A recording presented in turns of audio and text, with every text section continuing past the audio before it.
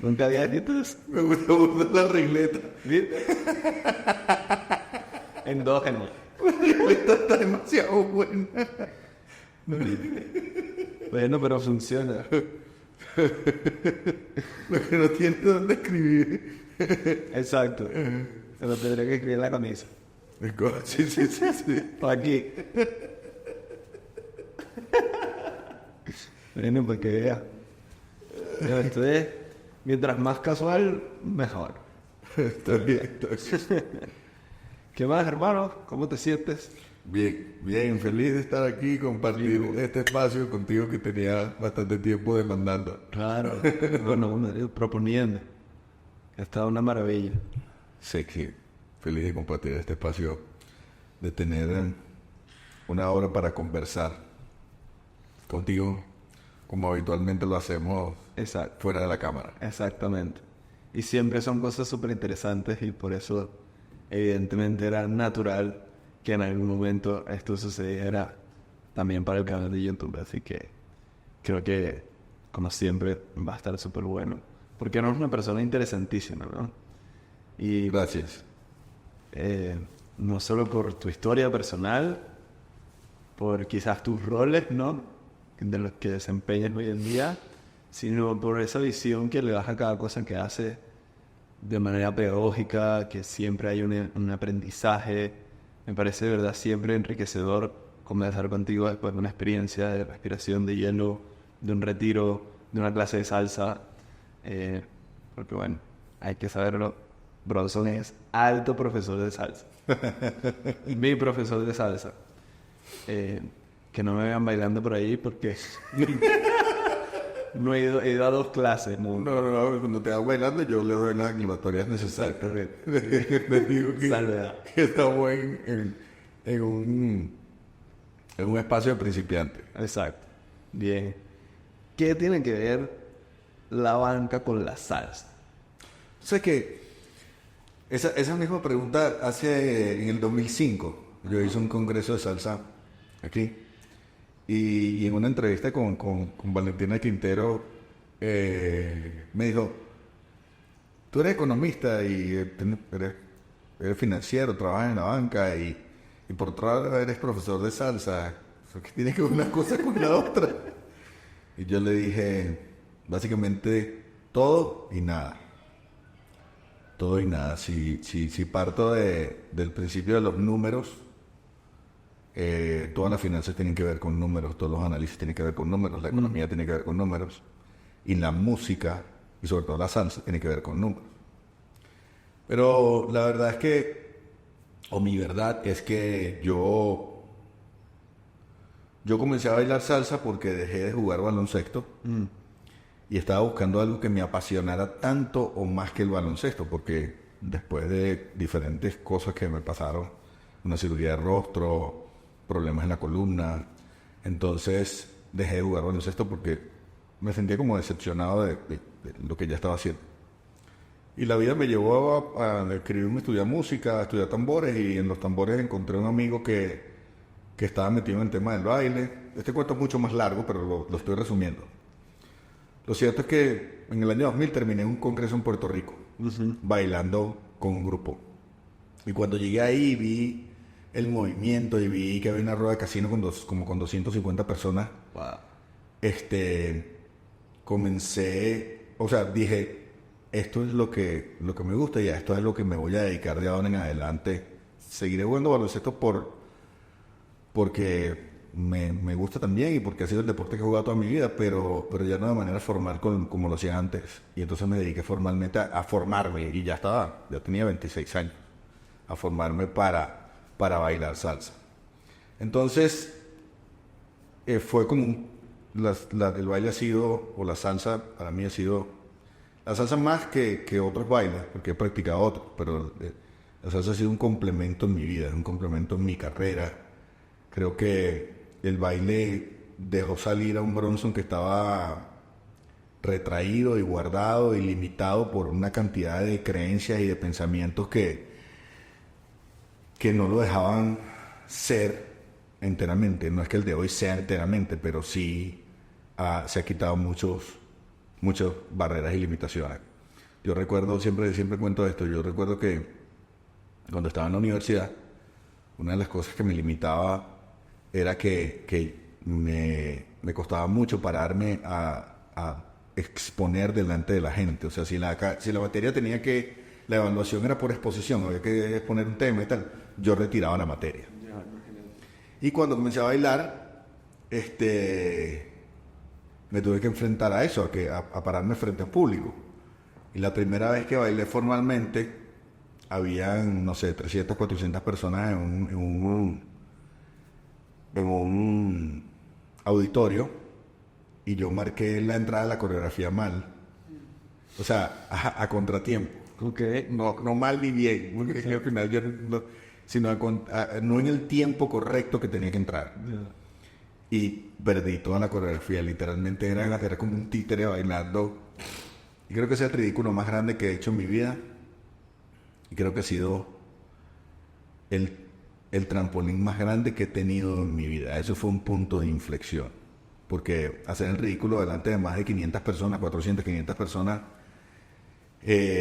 o sentir, porque a lo mejor otras personas no dirán que hice el ridículo, simplemente que me equivoqué. Claro. Pero mi sentir de haber hecho ese ridículo me llevó a tomar la decisión, o yo tomé la decisión sobre esa base de decir, esto no me vuelve a pasar más, yo me voy a enfrentar a esto y esto no me va a vencer a mí.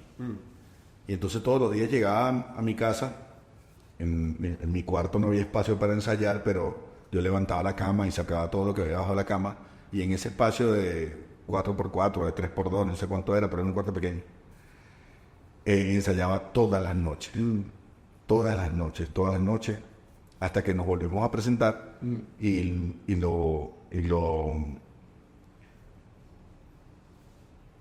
hice la coreografía, y esta vez entré en el tiempo, la hice completa, sin equivocarme. Eso fue transformador para mí, porque inmediatamente eso como que desbloqueó algo en mi cabeza, y entonces pude sentarme con personas a hablar. Comencé después de eso a escribir. Yo cuando estaba chamo, yo regalaba una tarjeta y yo jamás escribía nada. Yo buscaba la tarjeta que dijera todo, y al final decía felicitaciones, feliz cumpleaños, te amo, y después de eso más nunca regalé una tarjeta que no fuera escrita por mí. Okay. Entonces es como que se desbloqueó algo en mi cerebro. Por eso que te digo que es todo, parece que es todo y nada, pero realmente es todo. Yeah. Porque me llevó a un proceso de transformación y de descubrimiento de mis propias capacidades que no había vivido antes, y de desmontarme creencias que no reconocía antes. Y ahorita puedo decir desmontar creencias porque sé la conceptualización de cómo se forma una creencia y qué es lo que es una creencia, y ahorita lo puedo decir de esa forma. Pero si no hubiese estudiado otras cosas que me llevan a conceptualizarlo de esa forma, te diría, o sea, rompí con una cantidad de limitaciones. Yo sentía mucha frustración por no poder sentarme a escribir. Sentía mucha frustración por no poder sentarme a hablar. Y no es que ahorita yo sea el hombre más hablador del mundo, todavía tengo mucho miedo, pero eso fue un punto de inflexión en mi vida. Entonces, cuando volviendo a la pregunta, una cosa ha sido un complemento de la otra. O sea, estudiar economía y estar en el tema financiero y estar en el mundo de la salsa y bailar me ha hecho tener una visión complementaria que hace que yo pueda ir más allá de mis propias limitaciones para entender el mundo de otra manera y para enseñar eso que la música o que el baile hizo conmigo. Porque después que incursioné en el mundo del baile, bailando como bailador o bailarín, comencé a dar clases años después, y entonces fue como una segunda etapa, ¿no? De comenzar a ver aquello que me limitó o que me limitaba a mí, y descubrir esas limitaciones en la persona que estaba viendo enfrente. Okay. Entonces era eso, era como mi propio espejo. Y entonces era un reto, porque yo después que daba una clase, llegaba a mi casa y decía, ¿qué le pasará a esta persona? ¿Qué le pasará a esta? Y la verdad es que la pregunta iba hacia mí, ¿qué te pasa a ti que estás viendo eso? Claro. Y entonces es porque todavía está en ti. Y entonces, si tú vences tu propia limitación en lo que estás haciendo, tu enseñanza va a poder hacer que esta persona vea quizás otra cosa. Entonces, siempre el trabajo era como un espejo. Y gente, entonces empecé a entender que eso que la gente dice que tiene 2 pies izquierdos, no sí. que la gente que dice que es arrítmica tampoco existe, todo eso para mí es completamente falso. Y para mí está demostrado, pues, o sea, demostrado en la práctica. No es que yo leí un libro, ni que eso lo he visto en libros, sí, pero en la práctica está demostrado porque hay gente que llegaba a mis clases pegando brincos. Y después de 3, 4 meses tú lo veías bailando y ellos jamás se imaginaron que iban a bailar de esa forma. Claro. Entonces, esa segunda etapa, la enseñanza terminó siendo como una segunda etapa y un autodescubrimiento más allá de lo que ya había hecho. Entonces la pasión se convirtió en más allá del deseo de bailar y estar en un escenario, era de compartir eso que que había sido para mí algo liberador con otra gente, para ver si de alguna manera podían tomarlo para sí mismos, no como una verdad, sino como parte de un proceso de decir, ok, si esto es así, o sirve de esta manera, o hay una técnica que yo pueda practicar o pueda entender en la práctica, más allá de lo que yo creo, de que yo no tengo oído musical o que yo soy arrítmico, y eso funciona y cambia lo que mi concepción y además mi cuerpo reacciona ante eso, pues eso es, si yo lo veo así y las personas lo toman así, eso es lo que yo quiero hacer. Y a eso me dediqué, no sé, ya al día de hoy, 15 años, 20 años. Yo comencé a bailar en el año 99, comencé a dar clases en el año como 2003, 2004, 2005, 2003. No, miento. 2000. En el 2001 comencé de alguna manera como a coquetear con dar clases. Pero formalmente después, como en el 2002, 2003, empecé a ver todas estas cosas que te estoy diciendo.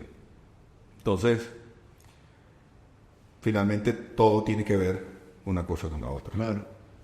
¿Cómo se crea una creencia? Que lo dijiste ahorita. Me parece súper interesante. Bueno, sé que tienes una formación en coaching también importante y... Sí. Y bueno. Yo quizás decírtelo como un concepto de librito, no lo tengo claro de esa forma, ¿no? Pero una creencia es aquello que está en tu mente que se creó, valga la redundancia, de un proceso o de una experiencia de vida. Yo lo veo así. Hay una metodología para explicar eso, no la tengo en mi cabeza ahorita, pero las creencias se basan en cosas que te dijeron tus padres cuando niños, te dijo un tío, un abuelo. O sea, por ejemplo, mi papá nos decía a nosotros, si estás sudado no te metas en la nevera porque te va a dar una embolia. Te va a pasmar. Ajá, te va a pasmar o te va a dar una parálisis, te vas a quedar paralizado. Entonces, eso es lo que llama una creencia de causa-efecto. Si tú abres la nevera y estás sudado, entonces tienes este efecto. Eso genera una creencia. La creencia se puede generar por un trauma. Por ejemplo, si tú eres una persona que cuando te voy a hablar de las mías. Mi primera exposición, cuando estaba en 3er grado, la profesora nos dijo que podíamos usar fichas. Y yo nunca me ha gustado memorizar las cosas. Yo siempre he sido más analítico que trabajar la memoria. Entonces yo copié, me tocaba exponer una cantidad de fechas patrias. Que hoy en día ni me acuerdo. Qué ladilla. Sí. Y cuando me paré, yo con la ficha, yo escribí las fechas patrias y entonces se me olvidó la explicación de la fecha patria y solamente las copié. Y entonces casi que pararon la exposición y la anularon. Y nos dijeron, estudiense eso y en la tarde vuelven a exponer. Y yo, los nervios no me dejaron aprenderme nada. Y cuando fui a hacer lo mismo, las que nos estaban evaluando, que eran las chicas de sexto grado, me acuerdo su nombre y todo, Mildred se llamaba, era amiga de mi hermana. Imagínate el trauma, que todavía está en mi cabeza su nombre. Dijo, Bronson, tú ni hables, solo lee lo que está en la ficha, tienes 0. Eso, en mi inconsciente, se convirtió en, tú no sirves para eso. Tú ni hables, solo lee porque tienes 0. Entonces eso, la creencia implícita es, tú no sirves para pararte a hablar en público. Tú no estás capacitado para hablar delante de nadie. Tú no puedes hacer una exposición más nunca en tu vida. Y te puedo contar una que va mucho más allá cuando estaba niño. Y tiene que ver con mi papá. Mi papá, por juego de niño, y esto ya es más relacionado quizás con un trauma. Claro. Que tampoco es que estoy hablando mal de mi papá, ni no sé, simplemente para responder tu pregunta. Mi papá, cuando íbamos a la playa, o cuando íbamos a casa de mi hermana que vivía cerca de una playa, después que íbamos a la playa me bañaba con una manguera y me bañaba desnudo. A mí no me gustaba, yo tenía como 5 años. Y no me gustaba porque había mucha gente y no me gustaba que me expusieran. Claro. Y eso hizo que de alguna manera yo interpretara el hecho de estar expuesto delante de un público no es para mí. Entonces, ¿de qué otra manera se forma una creencia? Que era lo que te decía. Nosotros aprendemos, esto es una teoría de cómo nosotros aprendemos. Tú vives una experiencia, la procesas, o la compartes con otra gente, después la procesas, generalizas acerca de ello y después la aplicas en tu vida. Entonces, ponte, yo una vez tuve un accidente de tránsito y yo dije, yo más nunca voy a poder manejar. ¿Por qué? Porque yo choqué, yo dañé un carro, yo dañé a otras personas, casi me mato yo, casi mato a mis amigos, casi mato a otras personas. Entonces, yo no debería tocar más nunca un carro porque eso hace daño a otros y hace daño a mí mismo. Y yo, a los 2 días de haber chocado, dije, o agarro un carro hoy o más nunca agarro un carro. Y fue lo mismo que me pasó cuando bailé la primera vez. Yo pude haber dicho, ¿sabes qué? Yo no sirvo para esto. Yo me encerré en un baño con una toalla en la cara a llorar y un amigo me vino, me abrazó y me dijo, es tu primera vez aquí, todos los que estamos aquí tenemos más de 10 años trabajando en esto, somos gente que ha estudiado esto desde niño, tú apenas estás empezando, quédate tranquilo, tienes madera para eso y tal. Y yo me creí eso. Fíjate que funciona para limitarte, pero también funciona para potenciarte. Totalmente. Solo que a veces es muy difícil identificarlas. Entonces, pueden ser cosas que te dijeron cuando niño, pueden ser traumas que viviste que ni siquiera los puedes identificar, puede ser experiencias que viviste y que las procesaste de esta manera y dijiste en términos generales, yo soy esto. Es lo mismo que yo te decía con el tema del baile, cuando yo comencé a trabajar con la gente y comencé a ver que la creencia que yo tenía eran las mismas que tenían los otros y que era una creencia que estaba más o menos generalizada sobre la base de que es que yo fui a una escuela de música y me dijeron que yo no tengo oído musical. Es que a mí me dicen, yo soy arrítmico. O padres que venían con sus hijos, o una novia que venía con el novio, o un novio con una novia, y decía, mira, que te lo traje. A ver si puede bailar, porque ese pana tiene 2 pies izquierdos, una muela en el oído, tiene un tacón en el oído. Y nada de eso es cierto, son solo creencias. Entonces, bueno, y tú mismo lo viviste cuando hicimos la clase en el último retiro. Para romper con eso, tú antes de comenzar a bailar tienes que hablar de eso. Si tú no expones tu creencia, tú no vas a encontrar qué es aquello que te limita a lo que termina siendo una expresión física.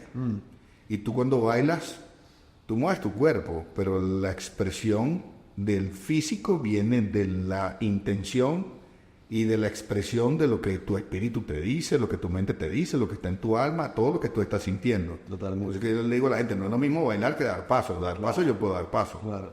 Todos damos pasos, de hecho, todos los días.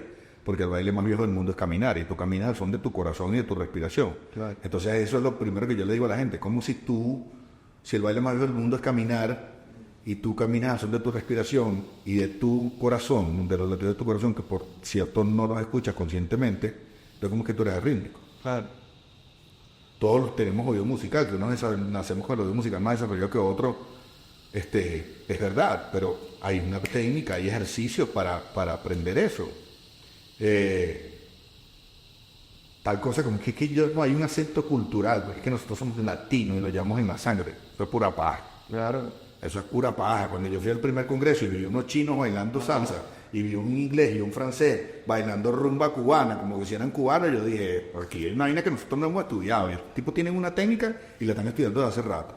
Entonces, los latinos a veces nos metemos esa paja en la cabeza de que como tenemos el acento cultural, nosotros bailamos mejor. Y si somos un colorcito más... Y no tiene nada que ver con el color, no tiene nada que ver con el color de piel, no tiene nada, ¿sabes? Tiene que ver con qué coño hay en tu cabeza. Claro. O sea, el peo está en la cabeza, el problema está en el coco. Entonces, cuando estudié coaching, volviendo a tu pregunta de las creencias, me di cuenta que estaba de alguna forma, de manera empírica, trabajando creencias sin saber que estaba haciendo eso. Claro. Cuando estudio coaching me doy cuenta de que existen una cantidad de cosas que te limitan en tu comportamiento, en lo que tú quieres hacer, en tus deseos de vida, por lo que tú crees, por lo que se generó en tu infancia, por tus traumas, por tus experiencias que procesaste de una manera que se convirtieron en una limitación. Entonces dije, ok, lo que estás haciendo hasta ahora hay que ponerle más comida, claro, más información, hay que ponerle más trabajo para que tanto tú, en tu intención y en tu proyección de lo que quieres enseñar, tengas mayor libertad y que la gente pueda también asumir eso, que no es, finalmente no es una verdad absoluta, ni está garantizado que la gente lo va a hacer, pero que tú lo pones ahí, y el que se enganche o el que se sienta conectado lo va a agarrar, porque la mayoría de la gente viene con la misma creencia. Y una vez en una conferencia que estuve, Emilio Lovera, en un curso que tuve, de hecho, Emilio Lovera decía que hay tres temores en la vida que son tres de los mayores temores de la vida. Uno es el temor a la muerte, el otro es el temor a sentir dolor. Y ahí entendí cuando uno va al odontólogo, cuando vas a ponerte una inyección y tú ves la aguja, todavía no has percibido la aguja y ya está tenso porque ya sabes.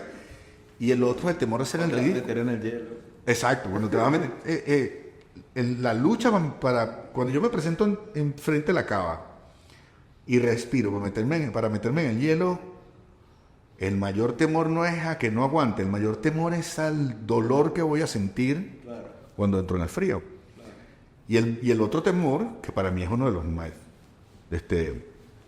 fuertes, es el temor a hacer el ridículo. Entonces, cuando tú preguntas a una clase donde hay 40 personas, ¿quiénes creen que son arrítmicos?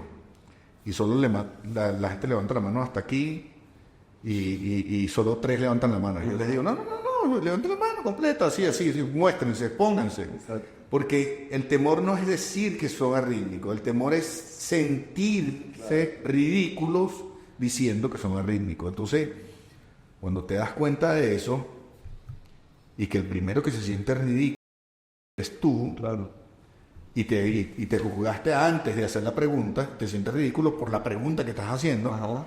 Entonces tú dices, ya yo estoy haciendo un trabajo. Exacto. Y ya yo estoy haciendo mi proyección acerca del trabajo sobre mí.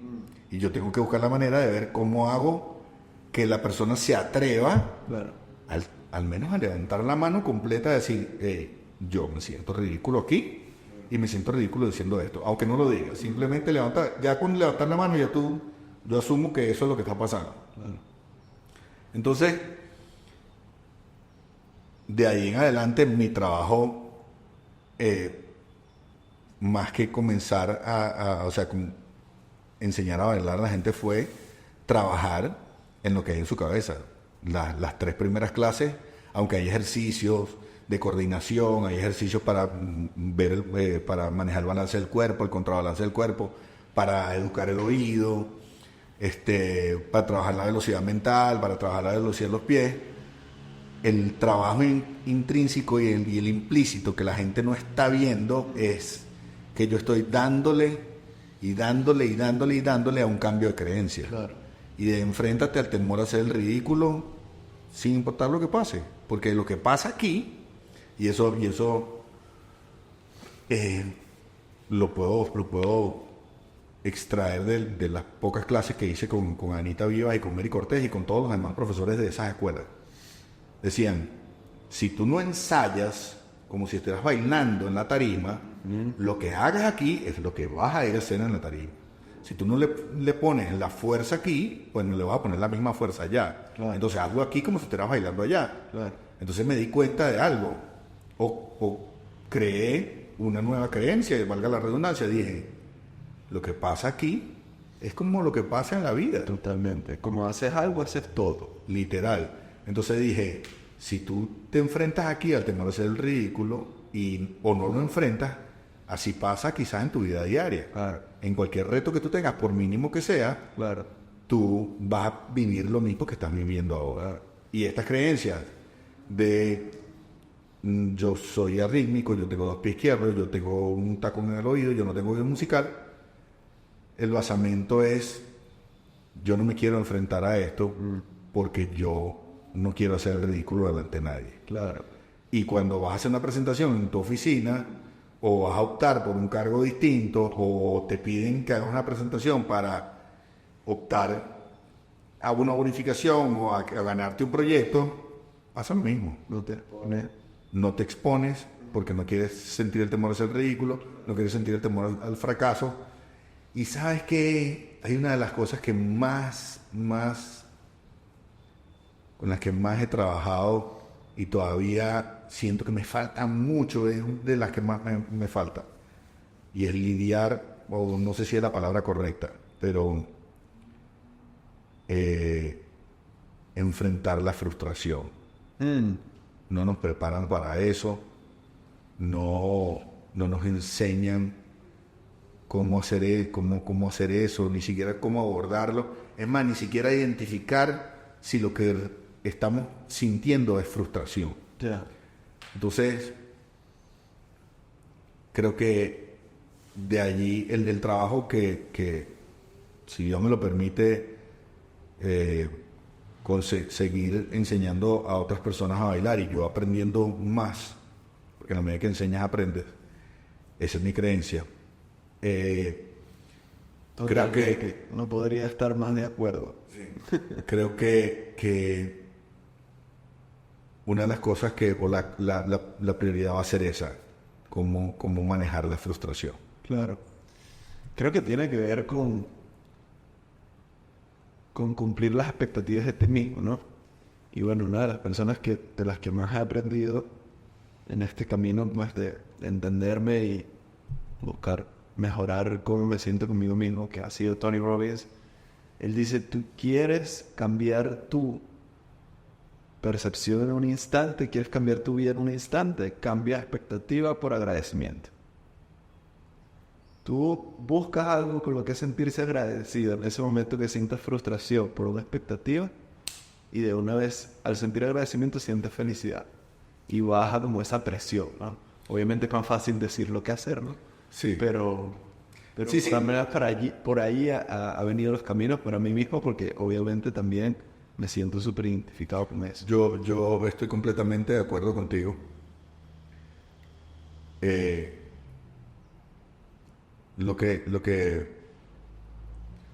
Y eso es otra de las cosas que yo de alguna manera he estado trillando, pues. Claro. El tema de las expectativas. He estudiado una cantidad de gente que dice vivir sin expectativas.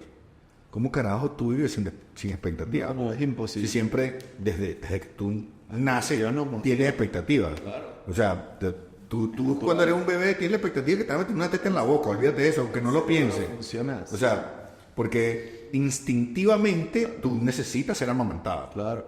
Entonces, yo creo que desde ahí, a lo mejor puedo estar equivocado, los que me vean y sean expertos en el tema me van a crucificar por lo que voy a decir, pero yo creo que desde ahí ya tú tienes una expectativa. Claro. Entonces, yo creo que añadiendo algo a lo que tú dices, estoy completamente de acuerdo, solo yo diría que más allá de la expectativa es cómo gerencias el resultado. Sí. Porque tú nunca tienes certeza de cómo va a resultar. No, Entonces, para nada. tú te haces una expectativa sobre la base del éxito o el fracaso que va a tener aquello que estás haciendo y cómo te vas a sentir. Claro. Entonces yo me voy a meter en el hielo y digo, hoy voy a hacer 4 minutos, pero a los 2 y medio no aguanto los pies. Y entonces yo me salí y entonces lo que tengo es una frustración y digo, yo no soy capaz de esto, yo no tengo el físico para esto, yo soy débil de mente y entonces en esa frustración me caía latigazo. Claro. Si yo lo cambio por lo que tú dices, digo, bueno, gracias porque aguanté 2 y medio. La próxima pongo 10 segundos más y voy poco a poco. Exacto. Pero como todo lo que nos han enseñado en los últimos 20 años está sobre la base o lo que hemos aprendido, no voy a decir lo que nos han enseñado para no responsabilizar a otros. Lo que he aprendido yo, o de alguna manera lo que estamos aprendiendo, es la recompensa inmediata. Sí. Y eso que todos los expertos están hablando de la generación de dopamina y tal, que no me voy a meter por esa vía, sino estás esperando la recompensa inmediata y entonces salir del hielo y decir, duré 4 minutos y yo soy arrecho porque duré 4 minutos y nunca había venido. ¿Y para qué coño te sirve eso? Claro. Al final de cuentas, yo creo que el resultado es siempre agradecer, de alguna manera eso te sirve, y también te sirve frustrarte y decir, coño su madre, qué cagada que no lo hice. Okay. ¿Por qué? Porque al final de cuentas eso también, o tú decides si eso te frustra y te frena la vida y no lo vuelves a hacer, claro. O dices, ¿sabes qué? Esto no me vuelve a joder y la próxima lo hago. Claro. ¿Cómo me pasó a mí? Claro. Entonces, al final, Con el hielo. sí, como con el hielo, como me pasó con el hielo, no solo con el hielo, con el baile. Claro. Cuando hice mi primera presentación formal, lo que te dije, Claro. yo pude haber dicho, ¿sabes qué? Yo no bailo esta vaina, en serio, no voy por aquí. Pero yo dije, no, a mí esto no me jode más. Eso es una buena creencia. Exacto. Eso es transformar una creencia limitante en una creencia potenciadora. Exacto. Entonces, yo creo que ciertamente estoy de acuerdo con lo que tú dices y hay que meterse en eso. Hay un pasa que lo tengo ahí, no recuerdo completamente. Brené Brown, creo que es. Ajá. Tiene una conferencia. Maravillosa. Dare to Lead. Un Ajá. libro increíble. Atrévete a liderar. Pero al final, ella entre las cosas que resume, ella dice, habla de la vulnerabilidad.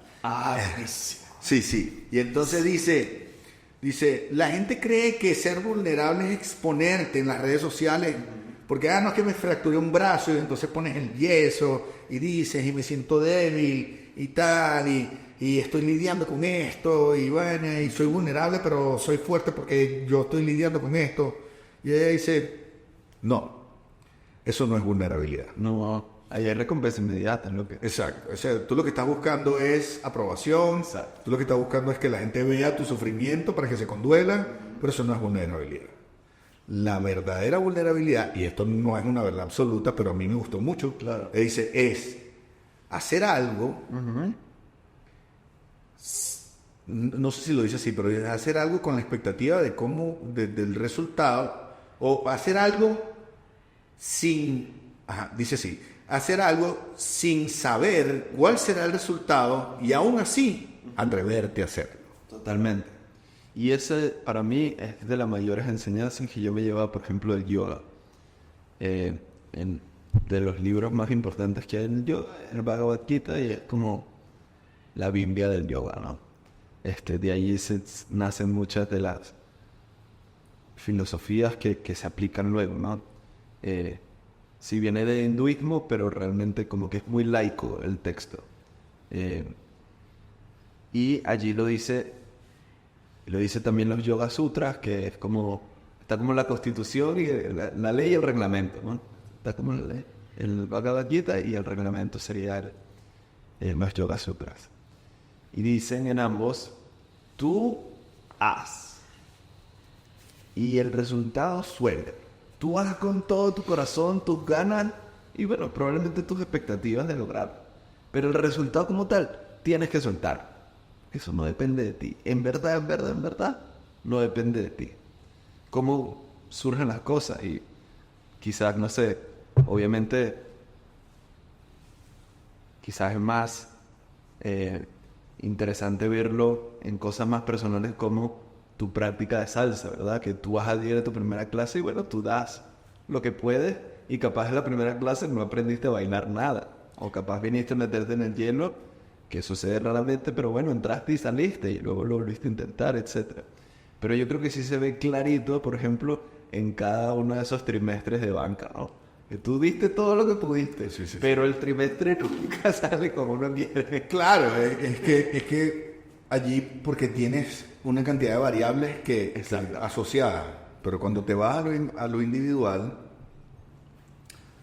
yo creo que tiene mucho que ver con lo que te dicen cuando eres niño. Esas variables exactamente individuales tienen que ver con tus creencias. Sí, porque si tú estás que tampoco dependieron de ti. Sí, al final de cuentas, todo es una conducta aprendida. Exacto. Hay cosas que hereditas, que vienen de herencia, ciertamente, y todo lo que habla de la epigenética y este tipo de cosas, que yo no soy experto en ello, pero he leído un poquito acerca de esto, y lo transgeneracional, o sea, se heredan cosas por ambientes emocionales de los padres, de los tíos, de los abuelos, y esas experiencias se van repitiendo de generación en generación. Totalmente. Y de hecho, hay un componente, disculpa que te interrumpa, en el cerebro, donde tú aprendes a relacionarte. Y literalmente, como te aprendes a relacionar con tus padres, en el cerebro está grabado que así es como te vas a relacionar con todas las personas. Sí. Y de allí vienen, bueno, luego en psicología todos estos estudios de las distintas tendencias micro y luego obviamente la exacerbación de cada uno de esos condiciones, ¿no? Sí.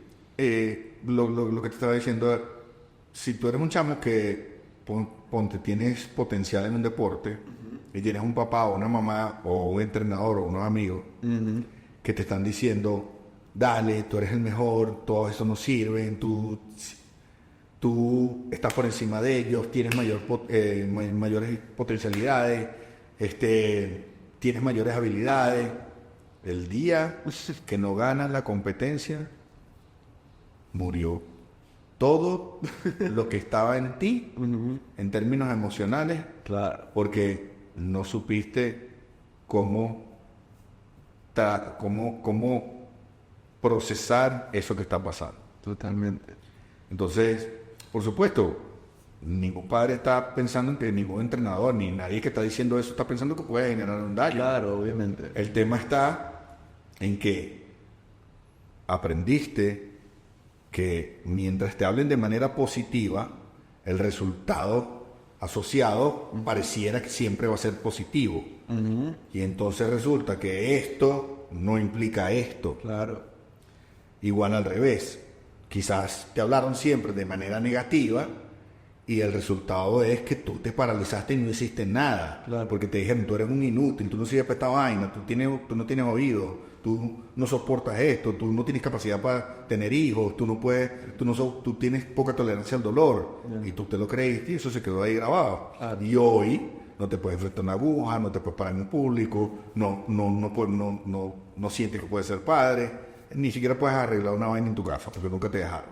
Claro. Entonces, al final de cuentas, nada de lo que te dijeron aquí garantiza resultados de absolutamente nada. Nada. Entonces, cuando yo escuché esta frase de esta señora, y te voy a decir una vaina, yo escuché eso hace más de 5 años. Ya. Y todavía le estoy dando cuenta. Exacto. Porque el cerebro actúa de manera tan automática y el inconsciente actúa de manera tan automática que tú arrancas a hacer algo tan simple o tan complejo como pararte para meterte en el hielo 2 minutos y tú dices, hoy sí puedo, hoy sí quiero, hoy sí no. Y resulta que cuando va 1 minuto y medio tú dices, ya, me salgo. Claro. Y entonces viene todo este juego de la frustración.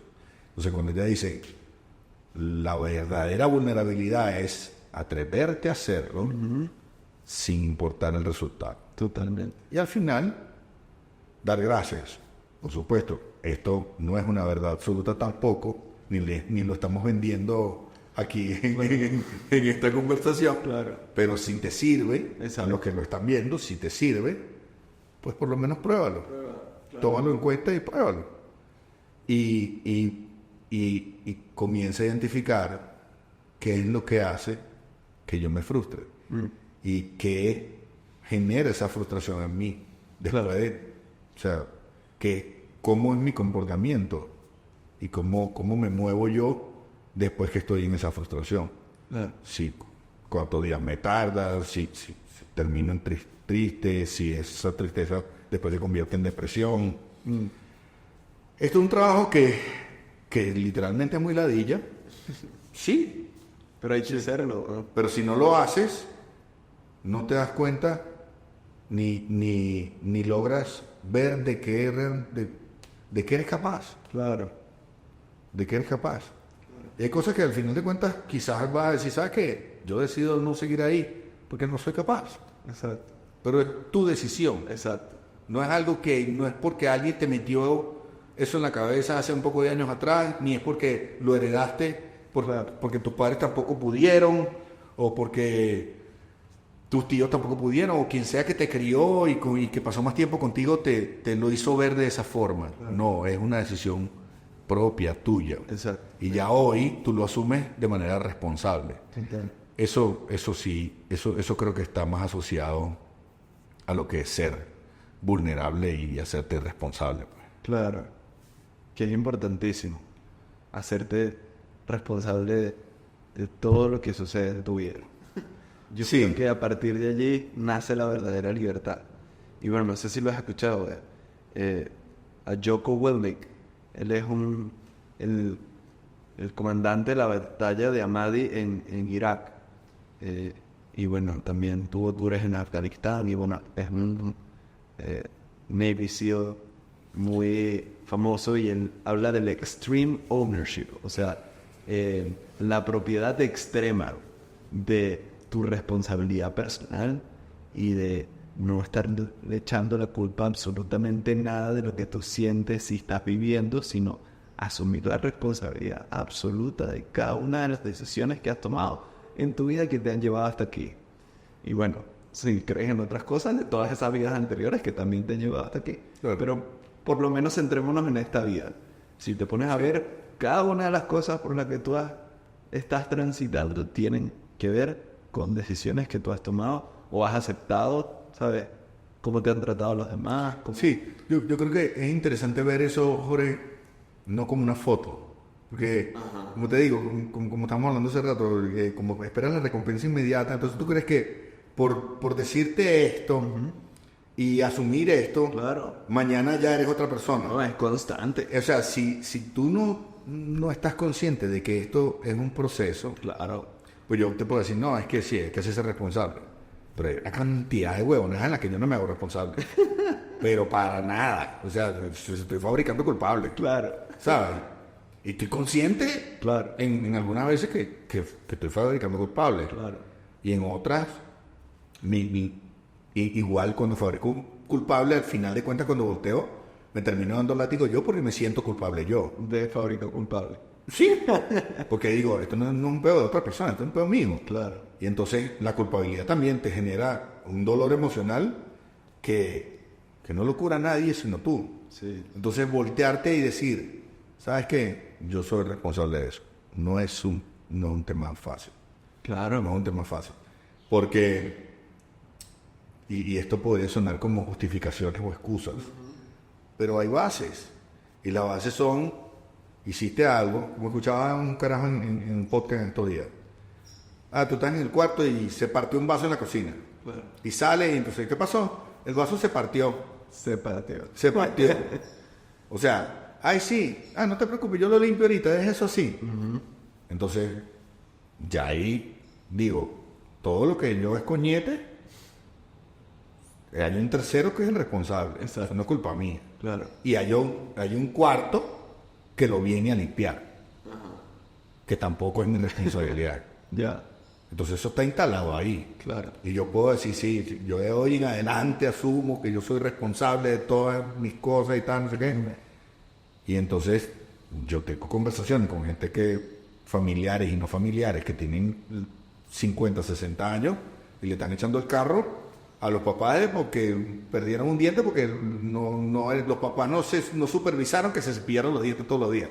No me jodas. O sea, si tú me dices eso a los 15 años, yo te lo creo. Claro. Pero si tú me dices eso a los 55, a los 60 años, no me jodas. O sea, eso fue tu peo, que no te gustaba cepillarte. No, o sea, ¿sabes?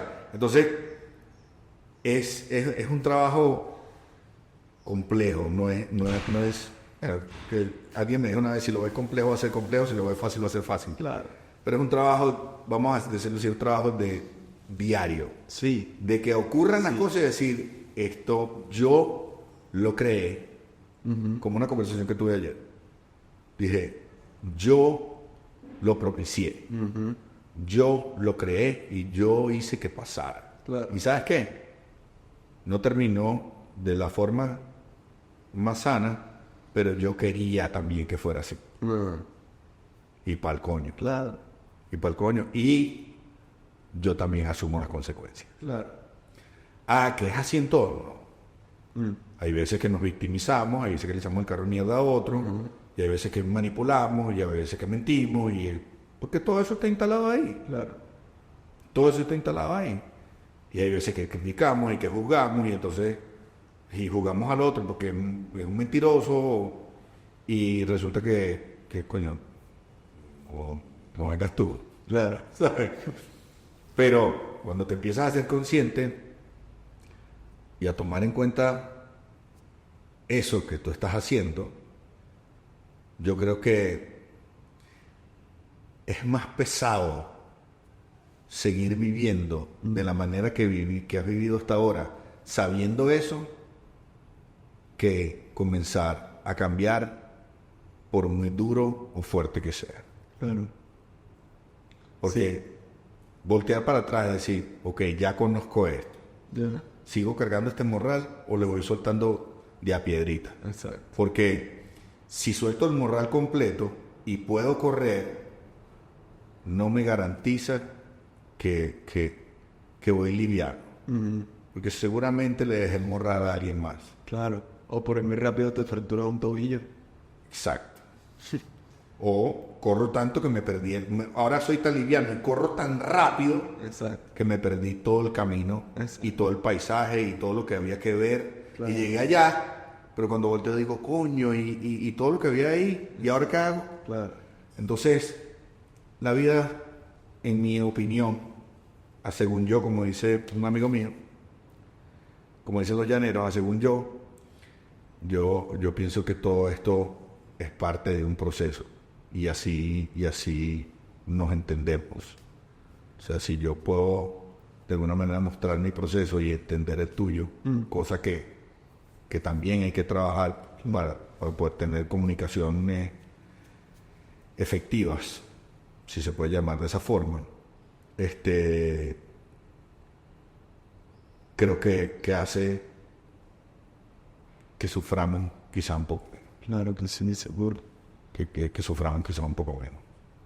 Y que vivamos con un poco menos de estrés. Claro. Y que aceptemos y que no tengamos que vivir perdonando, sino haciéndonos conscientes y aceptando. Aceptando que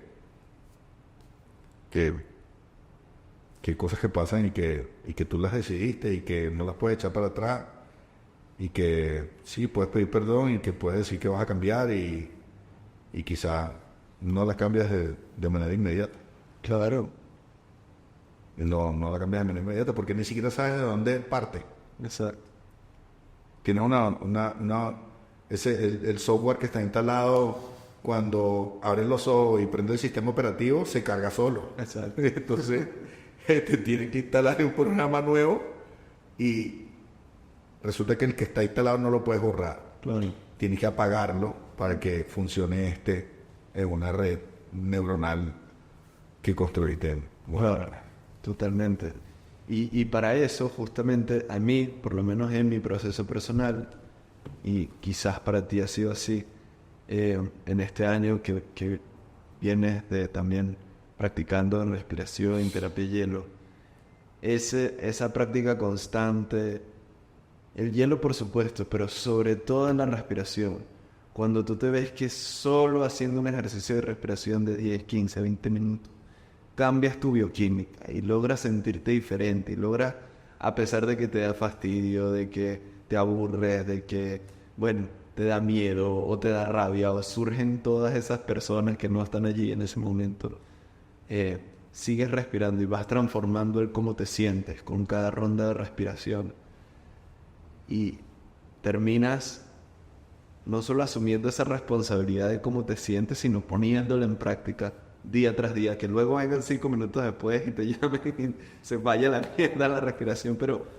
por lo menos durante unos momentos lo pudiste ver y palpar. Para mí ha sido de muchísimo valor en eso, coño, yo puedo transformarme aunque sea por unos momentos, entonces si puedo transformar cómo me siento, aunque sea por unos momentos, puedo transformarme a largo plazo. Lo que tengo es que continuar practicando, bueno, día tras día. Y bueno, habrá algunas veces que sean transformaciones más largas, otras veces daré más pasos, otras veces echaré para atrás, pero en la totalidad parece, por lo menos siento yo, haber como un avance justamente en eso de tomar como la decisión de quién quiero ser, cómo quiero comportarme, y cómo quiero enfrentar cada uno de los retos que se me va presentando en la vida. Sí, tú sabes que, ahorita que estaba diciendo eso, me vino una imagen a la cabeza, y es que yo creo que esto sí pudiera ser como algo general, y es que cuando tú estás viviendo una situación compleja, o tienes una rachera, estás lleno de ira, o te está pasando algo que te estresa mucho, de alguna manera el cuerpo busca respirar de manera inconsciente. O sea, tú dices, ya va. Totalmente. O no dices, ya va, simplemente el cuerpo está buscando aire. Yo no sé qué está pasando. O sea, los expertos lo pudieran explicar mucho mejor, pero no sé qué está pasando. Y la práctica constante del acto de respirar o de más allá de eso, más bien de hacerte consciente de tu respiración. Correcto. Hace que ocurra algo en el cuerpo que yo no lo he estudiado a fondo y no sé cómo explicarlo, pero hace que ocurra algo que literalmente cambia tus formas. Cambia, consciente o inconscientemente cambia tus formas. Sí. El hecho de volver a concentrarte como enseñan en la respiración vipassana en este cuadrito aquí y después solo en el triángulo de las fosas nasales. Es un espacio tan pequeño que no te da, valga la redundancia, espacio para meter otras cosas, ni pensar en otras cosas. Te genera un grado de concentración y de conciencia de tu respiración que el efecto en el cuerpo es mágico, por decirlo de alguna manera, porque no puedo explicarte lo científico.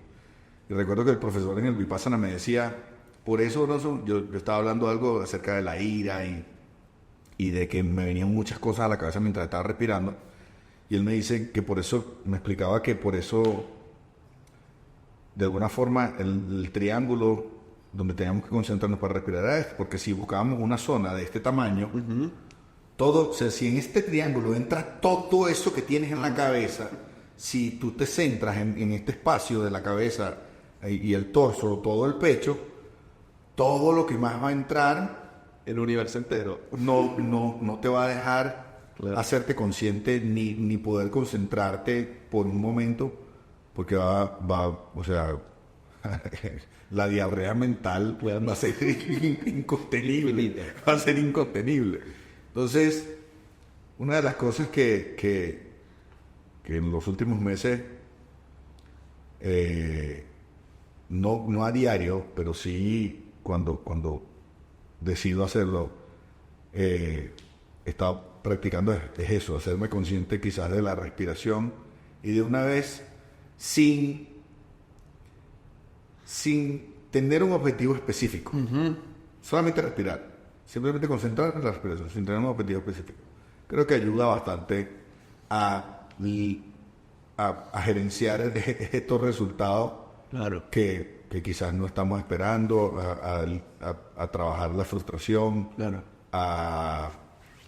a vivir ese proceso de ir cargando el morral y decir, oye, yo soy consciente de esto y ya sé dónde apareció, pues hoy viene esta piedrita aquí y la suelto. Claro. Y quizás la voy a recordar, y quizás voy a querer volver, quizás en el camino a la mitad digo, ¿sabes qué? Yo mejor voy a buscar mi piedra, y te devuelves y la vuelves a agarrar, la vuelves a meter, y después además adelante dices, coño, yo de verdad, esta piedra no me hace falta, la vuelves a dejar y la recuerdas. Ya. Y dice, esa piedra estuvo conmigo mucho tiempo, pero ya no la llevo conmigo, ya no la cargo.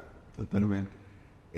Creo que la base fundamental para todas esas cosas y cualquier cosa que no vayas a hacer es de alguna manera hacerte consciente, por lo menos, como dicen los audios y enseña la técnica, 15 minutos al día de tu propia respiración. Claro. Es maravilloso. Sí, siento que, bueno, parte de lo que allí se aprende, ¿no? Y más allá, totalmente de lo que hay en los audios, algo que sientes, es cómo absolutamente cada pensamiento, cada una de esas cosas que llamamos emociones, tiene una manifestación física en tu cuerpo como una sensación. Los sankaras, esos llamados traumas, se acumulan en las rodillas, en la espalda y terminas queriendo moverte, que es tu tendencia como justamente a escapar o a forzar o a llevarte la contraria a ti mismo, buscando llevársela a todo lo demás que te creó esa programación, ¿no? Pero luego llega un punto donde te vas dando cuenta que no importa si viene una sensación agradable o desagradable, tu trabajo es permitir que surja y que pase. Yo creo que esa es una de las vainas más difíciles Que has rehecho. Eso es y ¿sabes qué? Es tan difícil que en gran parte de las oportunidades que eso ocurren, yo doblo la curva. Sí.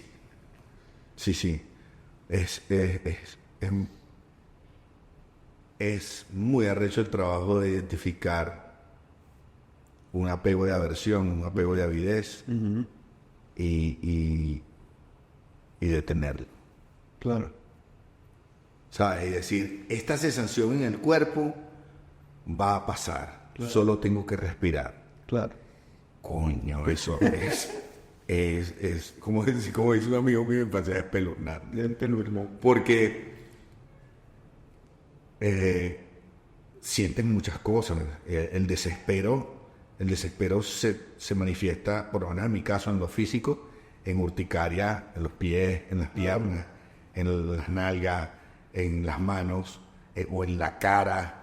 Y entonces, ¿cómo haces tú? O sea, está picando la cara, lo primero que tú quieres es rascarte. No. Entonces, decirle a tu cabeza, esto también va a pasar, esto es temporal, esta sensación es temporal, y esperar a que eso pase. Yo me acuerdo que una de las cosas que más sufrí, por decir de alguna manera, sufrí, pero que después fueron gratificantes en el Vipassana, era que yo sentía como que si tenía gusanitos en la cara. Que me caminaban por toda la cabeza o por la nariz.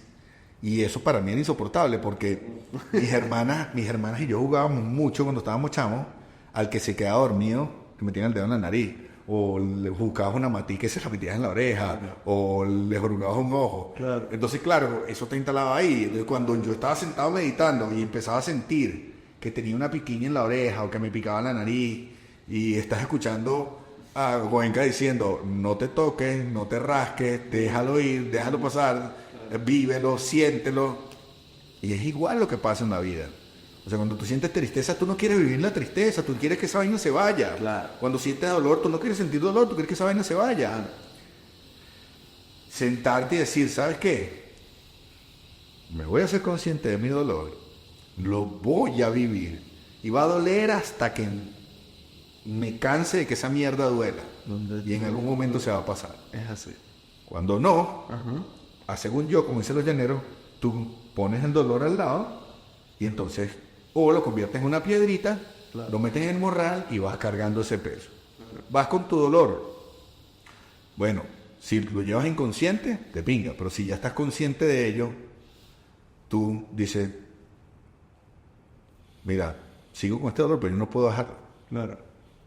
O dices, ¿sabes qué? Lo voy a vivir hasta el punto en que se acabe, porque en algún momento se tiene que acabar. Claro, totalmente.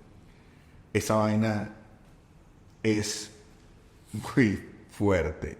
Yo creo que todos los que estamos de alguna manera viviendo eso no es gratis. Claro. Creo que de alguna forma esto tiene que ser algo para compartirlo con otros. Absolutamente. Y no es que yo te voy a enseñar a meditar o el vipassana, no, simplemente en una conversación como esta. Correcto. Y de una conversación como esta, ¿sabes qué? Yo como pescado como los margariteños. No, los caraqueños comemos pescado con tenedor y cuchillo y apartamos el pescado, le quitamos las espinas y después masticamos. No. Yo como el pescado con la mano así. Exacto. Y mastico y escupo lo que no me sirve o lo que yo creo que no me va a servir y me trago lo que me sirve. Si es que lo quiero hacer, claro, a lo mejor ni siquiera me como el pescado. Claro. Pero yo creo que si Dios te está dando la oportunidad de vivir cosas como esta, tienes una responsabilidad, al menos con tu entorno más cercano. Claro. Y como yo decía, cuando comencé a dar clases de baile, yo le decía a mis alumnos, no importa la cantidad de gente que haya aquí, si tan solo uno de ustedes, lo que yo hago, sirve para superar esto, que ha sido una limitación toda tu vida, pues yo me doy por servido. Y si tan solo yo, y ese uno puedo ser yo mismo. Claro. Puedo ser yo mismo. Y si ya lo viví en mí, y ese otro, que puede ser uno igual, o sea, si tan solo uno lo puede tomar para sí, puede conectarse con eso y puede tenerlo como parte de su filosofía de vida o como un momento en su vida que lo llevó a liberarse de una limitación que tenía por muchos años, pues yo me doy por servido, ya hice mi trabajo. Qué bonito eso. Y en relación a eso, para mí creo que las maneras, bueno, que yo he encontrado más importantes de cultivar eso es, sí, la respiración, pero el hielo, esos 2-3 minutos que uno pasa dentro del hielo, que yo me identifico mucho contigo porque a mí raras veces me provoca. O sea, yo veo que aquí viene gente a practicar y vienen ilusionados de meterse en el hielo. Sí. Yo nunca voy ilusionado a meterme en el hielo. Yo jamás quiero meterme en ese hielo. Exactamente. Por eso para mí funciona tan bien, siendo yo, porque todas las veces es un reto y por ende algo se construye allí, algo aprende. Pero estar allí con todas esas sensaciones, que bueno, sí, fue tu decisión entrar, pero luego surgen de manera incontrolable porque es el sistema nervioso trabajando y funcionando para ayudarte a sobrevivir. Y al cabo de 2-3 minutos se van disipando esas sensaciones. Por unos momentos pudiste no tener aversión a ninguna y tampoco el apego de cómo te sentías antes de entrar, sino soltaste cualquier expectativa. Puedo como situarme en ese espacio como del observador, ¿sabes? Que me permite al salir, si bien obviamente al sobrevivir a la situación me recompensa el cuerpo con dopamina, oxitocina, norepinefrina, todas esas hormonas que me hacen sentir bien, por unos momentos que practico situarme como en ese rol de observador, para luego en cualquier otro tipo de situación se me vuelve como más agridulce, ¿sabes? Como que, ok, puedo estar pasando en este momento, puede estar sucediendo este mierdero, como lo decido ver, pero coño, ¿qué tengo aquí que aprender? ¿Dónde está el hielo aquí? Sí. sabiendo que después de la tormenta viene la calma, ¿no? O sea, después de esa situación que aprendí lo que venía a aprender, mi cuerpo me va a recompensar un poco con algo de haber vencido ese dragón, ese monstruo dentro de mí. Literal, me hiciste acordar de algo que alguien me dijo una vez, que me dijo, no es lo mismo contemplar que analizar. Y bueno, tú sabes que yo soy asiduo a leer la Biblia, y esta mañana estaba pensando en eso. Y dije, voy a leer el Génesis, porque en la creación dice, cuando Dios crea el día y la noche, entonces dice, en unas versiones dice, y Dios que era bueno, o contempló su obra, el Señor contempló su obra y vio que era buena. Y la diferencia en contemplar, o sea, cuando tú estás contemplando algo, tú estás haciéndote de ese algo en su totalidad, sin hacer ningún tipo de juicio. Total. No lo estás analizando. Exacto. Entonces, pero en la Biblia dice, contempló que era bueno. O sea, él contempló primero y después lo analizó. Y después lo juzgó. Exacto. Y después dejó que lo que creó hiciera lo que le diera la gana.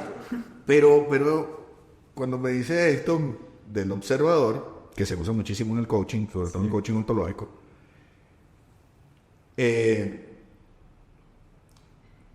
contemplar todo sin analizarlo te da como la oportunidad de conscientemente quedarte con aquello que tú quieres. Exactamente. Como estos días te decía en la respiración, dije, terminamos la respiración y te dije, coño, me acabo de dar cuenta de algo, que ya la hice tan habitual, que ya no me importa si me quedo dormido. Claro. Porque no tengo ningún objetivo. No estoy contemplando aquello que, o sea, no estoy metido en lo automático. Ajá. Me metí en lo automático. No estoy disfrutando de contemplar lo que pasa en mi cuerpo, Claro. cuando respiro de manera consciente. Ya. Entonces, como ya es un acto inconsciente, que son 30 respiraciones, y voy del estómago hacia los pulmones, o sea, del diafragma hacia los pulmones, entonces ya se hizo un acto consciente, entonces, ¿sabes qué? Me quedo dormido.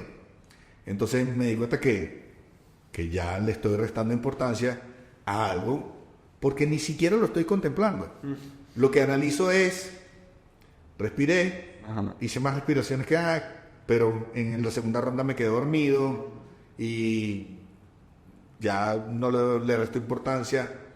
Pero aquello que pasaba en el principio, que se me dormía el pecho, se me dormía la cara, se me dormía la rodilla, se te hormigaba en las manos, y por supuesto lo juzgaba y lo analizaba porque no sabía lo que estaba viviendo, pero una vez que ya estaba consciente de que todo lo que estaba pasando era un beneficio para mi cuerpo, en términos de circulación, porque estoy oxigenando mi sangre, entonces contemplaba eso sin ponerme nervioso, sin sentir que me iba a dar una vaina, claro. ¿Saben?